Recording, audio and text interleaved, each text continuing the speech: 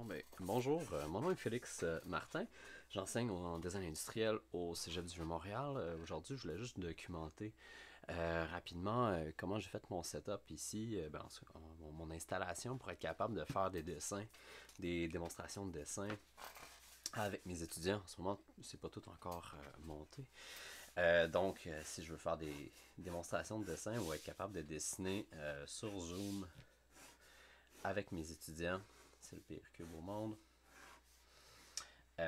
Pour leur donner des explications supplémentaires ou encore là, juste enregistrer des démonstrations. C'est sûr que les outils de capture d'écran fonctionnent bien pour tout ce qui est numérique, mais encore là, quand on travaille pour des cours qui sont un petit peu plus analogues, c'est un peu plus difficile. Donc, je vais vous montrer un petit peu qu'est-ce que j'ai utilisé pour faire le setup. En ce moment, j'ai fermé quelques lumières juste pour vous montrer un peu la différence. Puis c'est ça. Fait que je me suis vraiment concentré à essayer de monter tout l'équipement en pensant avec le moindre coût possible, puis la plupart des choses qu'on était capable de trouver à la maison, surtout pendant toute cette histoire de confinement. Donc, sans plus tarder, ce que ça va vous prendre, ça va être un téléphone intelligent. Ici, c'est un iPhone. C'est sûr que je connais avec les applications que j'ai trouvées, c'est ce qu'on va utiliser à l'intérieur. L'application que j'utilise pour enregistrer s'appelle Pro Movie Plus. Puis il va super bien, il va y avoir beaucoup de petits tweaking que juste l'enregistrement de base de la caméra qui va être capable de vous donner. Par contre, on peut quand même le faire avec juste la caméra de base du téléphone, ce qui va vous sauver à peu près, je pense que c'est à peu près 10$ cette application-là. Ça va prendre bien sûr votre fil d'alimentation parce que faire de la vidéo, ça prend beaucoup d'énergie. Puis les téléphones intelligents sont pas vraiment faits pour travailler aussi longtemps, surtout si vous avez des longues démos à faire ou des longues journées d'enregistrement à faire. Si vous n'avez pas il va peut-être vous manquer des plugs électriques à un moment donné, ça peut être intéressant d'avoir une petite batterie de rechange pour tout de suite pour simuler finalement de l'énergie supplémentaire. Ça va prendre un micro. Moi j'ai pris le micro de base pour le moment ici. Ça va fonctionner. Je me suis aussi trouvé une petite clip à téléphone pour l'accrocher finalement. Je pense que je l'ai acheté au IGA directement à la caisse. Là. Sûrement qu'il y a d'autres systèmes intéressants. Par contre, lui, capable de se clipper sur un petit morceau de métal. Ça va être bien intéressant parce qu'on va essayer de s'arranger avec ce qu'on a autour de nous. C'est ça. Donc, ça ici, comme ça, on a le micro. On peut avoir besoin un peu de tape juste pour nous mettre un espace de travail qu'on sait qu'on est toujours bien cadré. Ensuite, ça va vous prendre de l'éclairage. Souvent, moi, j'utilise des petites ampoules fluo compactes comme ça ici. Si je me rappelle, je pense que c'est 5000 K au niveau de la température couleur, c'est un petit peu plus bleu que rouge, que orange, excusez-moi. Puis j'en ai trouvé sur Amazon des immenses comme ça ici. Je pense que c'était 2 pour 25$. Ça tire pas mal plus. La lumière est un petit peu plus neutre aussi. Et ce qui est agréable avec ça, c'est qu'ils font pas le petit bzzz. Donc, moi, ça m'écœurait beaucoup quand je faisais des vidéos. Fait que ça, c'est quand même super le fun à avoir. Pour finalement s'éclairer, ce que moi, je vous recommande d'utiliser, c'est ce qu'ils appellent en anglais des clamp light. Fait que finalement, c'est des genres de lampes à clip comme ça. J'ai la version Ikea qui est un tout petit peu trop petite. Finalement, il va y avoir des petites morts comme ça qu'on est capable d'aller s'accrocher sur des éléments. Puis après ça, on peut mettre à peu près n'importe quelle lumière à l'intérieur. Ici, c'est sûr que le socket est trop petit. Mais vous comprenez un peu le concept. Chez Canadian Tire, je pense que les kits, ça revient à 20$ la lampe ou un kit de 2. Donc, c'est encore là, vite fait, bien fait. Ça s'accroche un peu partout. Si vous avez des trépieds, c'est encore mieux. Moi, je suis chanceux. J'ai quand même pas pire. Je suis quand même bien équipé pour ça. Donc, ça devrait vous prendre après peut-être au moins 3 lumières pour être capable de vous faire quelque chose qui est pas si pire. Puis aussi, si vous avez une genre de lampe mécanique comme ça ici, ça va être super le fun pour accrocher le téléphone, puis aussi vous donner une lumière supplémentaire dans votre ensemble. Fait que des lampes mécaniques comme ça, encore là chez Ikea, je pense que c'est des lampes d'architecte des fois qu'on réfère, c'est 5-10$ en métal. On peut visser les pivots pour qu'ils soient un petit peu moins amovibles. Fait que ça va être super le fun pour venir s'accrocher, pour venir accrocher notre téléphone avec ça ici qu'on va pouvoir mettre notre petite clip ici. clic comme ça, puis ça va faire la job.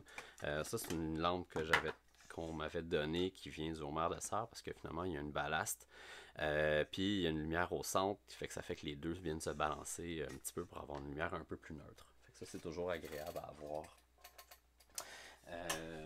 pour l'enregistrement comme ça. Fait que ça fait pas mal le tour au niveau de l'équipement. Fait qu'à ma gauche, j'ai pas mis de lumière encore. Je vais vous montrer un peu la différence entre mes deux ampoules inacceptablement de la mauvaise grosseur. À ma droite, ma lumière est déjà mise. C'est à peu près le même système. Donc si je l'allume en ce moment, ben, ça nous donne un éclairage qui est quand même bien. On est capable d'enregistrer puis de faire des beaux vidéos. J'ai quand même beaucoup d'ombre autour là, qui est projetée sur moi. C'est que ça, c'est peut-être pas parfait.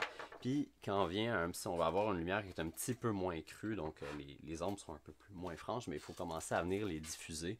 C'est là que ces lumières-là, ils commencent à manquer un peu de puissance. Puis aussi, il y a encore le petit son que je sais pas si vous êtes capable d'entendre, mais là. Fait que le petit buzz comme ça, moi, ça vient me frapper dans les oreilles un tout petit peu trop. Donc, si je ferme cette ampoule-là, aussi je peux vous montrer si c'est vrai. Oh non, j'ai perdu. Si vous voyez, fait que j'ai déjà la grosse ampoule à la droite est déjà installée. Puis celle de gauche ne l'est pas. Je vais essayer de me mettre centré avec ma caméra. On peut voir à peu près la différence de puissance de lumière entre les deux.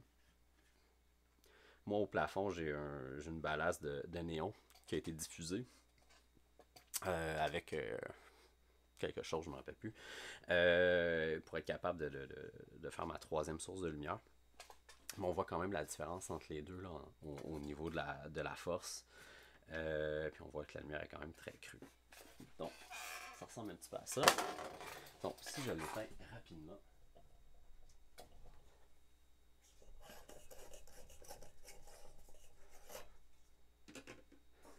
J'installe la grosse comme ça ici. J'essaie de pas trop la manipuler par l'ampoule pour pas la casser. Ça vaut quand même 12 piastres et demi. On se ramasse avec une belle lumière très très efficace comme ça. Pour les diffuser, moi à date ce que j'ai trouvé de mieux, qui n'est pas parfait, c'est du papier de soie qu'on peut trouver dans les boîtes de chaussures, des choses comme ça, ou des fois dans votre boîte de Noël de papier de recyclage. D'emballage, on peut trouver ça ici comme ça, fait qu'en mettant un petit peu devant votre lumière, on est capable de venir diffuser un peu. Par contre, c'est pas une ignifuge, je laisserai pas ça allumer toute la journée, fait que dès que j'ai fini de l'utiliser, généralement j'enlève les papiers de soie, je ferme mes lumières, je garde tout fermé le plus longtemps possible pour être bien sûr de pas pogner en feu. Donc, une fois qu'on a notre environnement de lumière relativement bien défini, on est capable de venir installer notre setup de lumière pour notre téléphone qu'on va pouvoir enregistrer dessus. Donc c'est ça. Fait que moi je vais utiliser encore là mon téléphone comme ça, ma petite clip. Je vais l'assembler à l'envers, puis je vais être capable de venir l'installer juste sur le rebord ici de ma lumière. Fait que ça tient quand même assez bien. Il faudrait juste que je revisse un peu les pivots pour que ça tienne un tout petit peu mieux. Des fois, il y a un peu de fine-tuning à faire. J'ai mis du velcro ici pour que ça tienne un tout petit peu plus. Il manquait un peu de friction parce que c'est un gros téléphone. C'est un vieux iPhone 7 qui est immense. Donc, c'est ça. Fait qu'on est capable de venir s'installer comme ça. Puis lui, ce support-là à téléphone est super le fun parce qu'on peut l'indexer en rotation comme ça. Donc, même si votre lumière est prise sur le coin de votre bureau, ben, vous n'êtes pas trop pogné au niveau de l'angle. Donc, ça va ressembler à ça ici. N'oubliez pas d'installer votre micro. Là, en ce moment, c'est sûr que c'est pas la bonne plug. Puis, si vous êtes capable de ne pas faire pendre votre fil dans la shot, c'est sûr que ça, c'est le mieux. C'est ça. Puis, bien sûr, ça vaut la peine d'installer votre téléphone sur le secteur, comme j'en ai parlé plus tôt, pour être bien sûr d'avoir assez de courant pour tout votre enregistrement.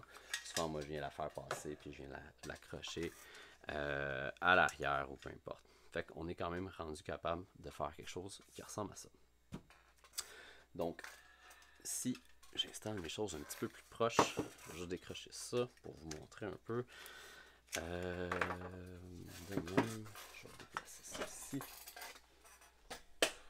chaise à craque, c'est pas super agréable. Normalement, je la ruine avant de faire des vidéos.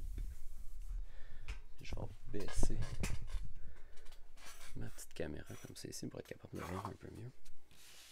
Donc ça c'est mon setup un petit peu plus zoomé. Si on regarde dans le téléphone, première chose qu'il faut faire, c'est sûr, moi je mets toujours en mode, sourdine le téléphone pour être bien sûr de ne pas avoir des appels pendant que je fais des vidéos. Puis on va aller chercher l'application ProMovie. Donc, ce qui est intéressant avec cette application-là, puis il y en a plein d'autres, fait que c'est pas nécessairement la meilleure, mais c'est quand même super intéressant. Ce qui est le fun avec celle-ci, c'est qu'on est capable de travailler avec la balance des blancs. On peut faire des focus manuels, on peut faire des zooms manuels, puis on peut choisir les ISO et même l'exposition de votre vidéo. On peut aller dans les settings de micro, puis aller chercher des micros auxiliaires que moi j'utilise à l'intérieur de ça aussi. Puis, excusez-moi. On peut aller chercher même des qualités de vidéo qui sont supérieures à ce qu'on va retrouver dans l'application native du iPhone. Donc c'est ça, fait qu'on peut aller chercher une qualité qui est beaucoup plus haute. On peut aller même chercher des genre 120 frames secondes pour un téléphone qui a quand même 3 ans. Fait que moi je me suis mis 1080 à 30 frames secondes juste pour pas être trop immense et avec une qualité un petit peu plus haute. Fait que je vais faire mes tests avec ça ici. On peut même allumer le petit flash juste pour avoir une lumière supplémentaire. Puis on pourrait même prendre la sortie ici si vous avez un adapteur, puis la projeter sur un écran pour être bien sûr d'avoir un bel enregistrement. Puis on n'a jamais à avoir de surprise que finalement vous avez fait un dessin, puis vous étiez complètement en dehors.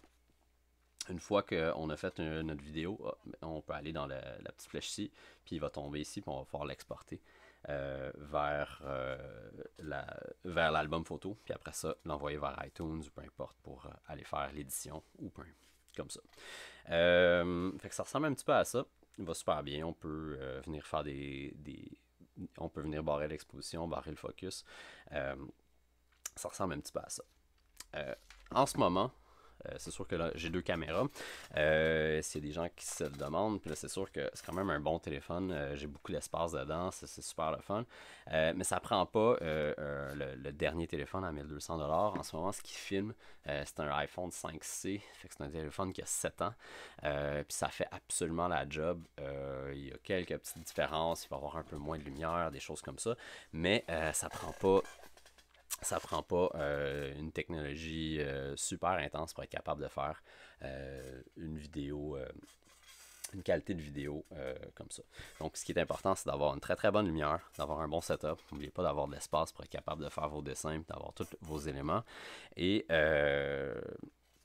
c'est ça. La deuxième partie de la vidéo va plus se concentrer sur comment on est capable de diffuser à travers le Zoom. Avec à peu près le même équipement, j'ai acheté une autre application puis j'utilise OBS Studio pour être capable d'enregistrer. Fait que la suite de la vidéo va traiter un petit peu plus de ça. Fait que merci beaucoup. Bonne journée.